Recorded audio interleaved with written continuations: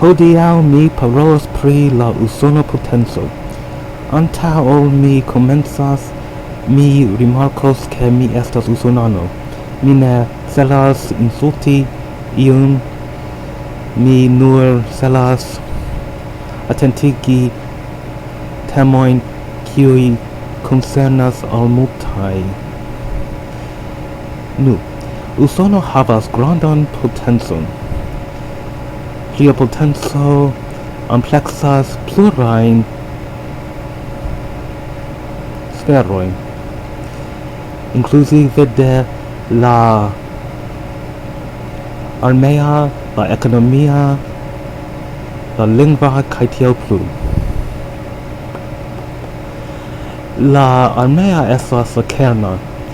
Per sia grandaj armea fortoj Usono povas obeigi neobeentajn landojn. La ekonomia. Pro la usona dolaro estas la ĉefa internacia valuto, Usono povas uzi ĝin kvazaŭ militajn ilon. Per la dolaro ĝi povas ekonomia puni neobeantajn landojn.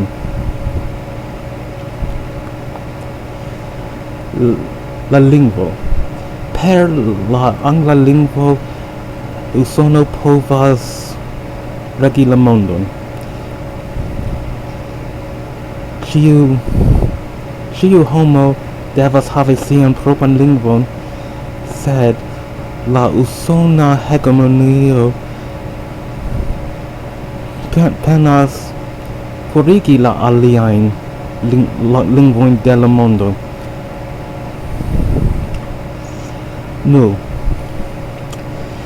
tiu sferoj estas interkonektitaj per la armea kaj ekonomia fortoj.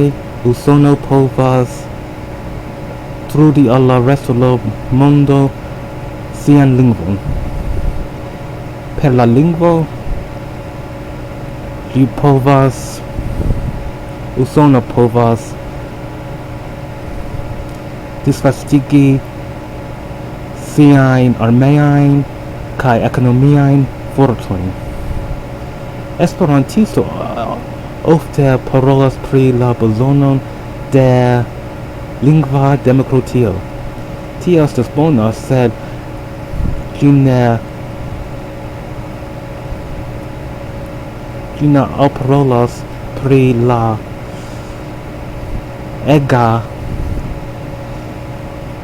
egajn problemojn kaŭzataj de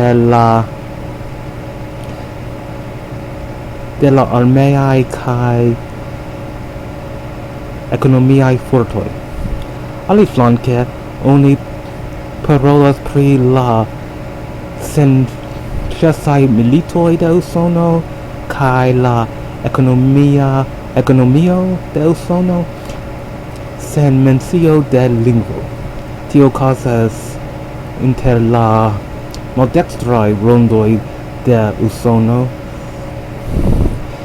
Precipe oni kiu parolas pri privilegioj. Tio estas privilegioj por tutaj homgrupoj anstataŭ individuoj. Ekzemple, oni asertas ke blankhatuloj havas privilegiojn super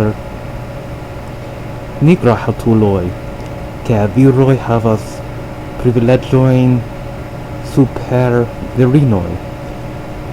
Aliseksemuloj havas privilegiojn super samseksemuloj, kaj tiel plu.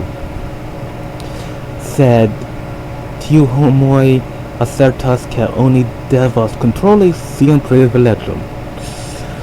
Sen la agnosko ke ili ankaŭ havas grandan privilegion, tio estas avantaĝon.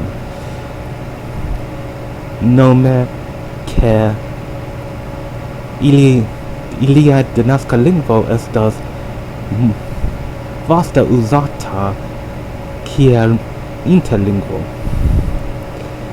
Se ili deziras ke iu kontrolu sian privileĝon, do ili devas unue kontroli la siajn, nome ke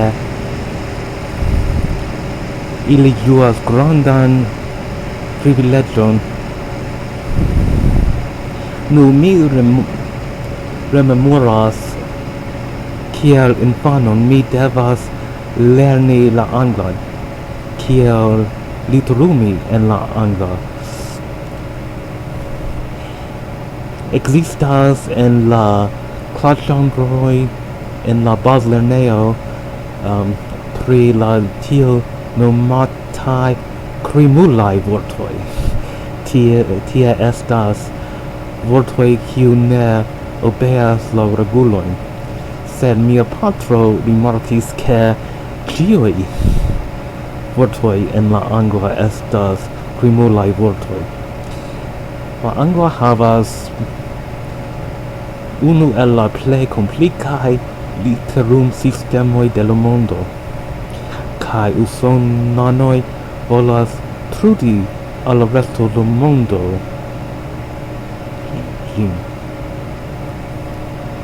Kiel Klapiro skribis, teranoj estas maskistoj. Eble ili ne konscias la alternativon, eble ili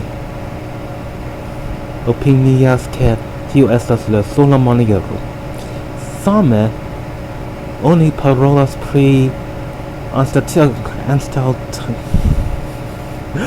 anstataŭigi la dolaron kiel la internacian valuton. Oni parolas pri la eŭropa euro, la ĉina juano kaj tio plu. Sed tio havas la ĝustan saman problemon kiel la dolaro.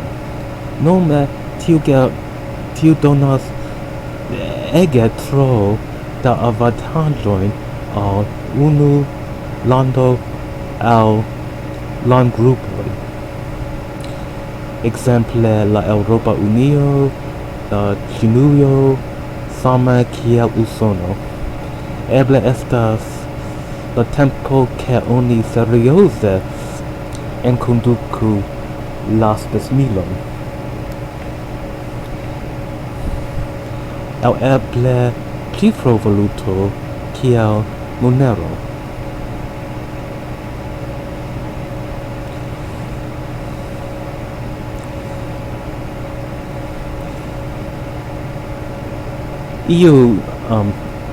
Iu cifrovalutoj ne estas taŭge pro iliaj anglalingvaj nomoj, ekzemple Bitcoin. Mi nur volis atentigi la interligon inter la diversaj sferoj de la usona potenco, la armea, la ekonomia kaj la lingva. Mi supozas ke mi ne sufiĉe atentis la armean. Pardonu min. Mi ne sufiĉe atentis la armean, kvankam tio estas la sfero kiu ebligas la aliajn. Sed oni serĉas alternativojn de la ekonomia kaj lingva potencoj, sed ĉu efektive estas solvo kontraŭ la granda armea potenco de Usono? Aliaj landoj simple ne havas sufiĉon da mono por konkuri Usonon ĉe la armea potenco. Mi kaj diversaj aliaj maldekstranoj propagandas ke Usono devas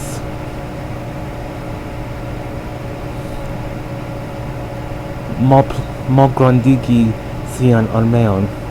Ĝi estas la plej granda armeo de la mondo, pli granda ol pluraj el pli grandaj ol la sumo de la armeoj de pluraj aliancaj landoj.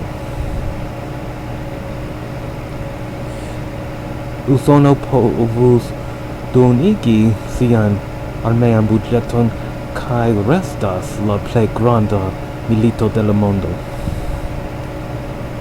Tio estas sensense kaj mi maltrankviliĝas ke Usono fariĝos kiel aliaj imperioj. Tio estas ke